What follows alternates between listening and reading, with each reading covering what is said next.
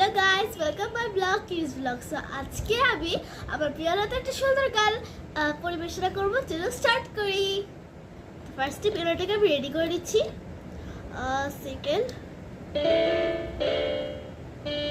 এরকম একটা সুরে আমি গানটা গাবো। So let's start. আমি যে ভাই জাদুওয়ালা দেখাই জাদু, বাড়ি আমার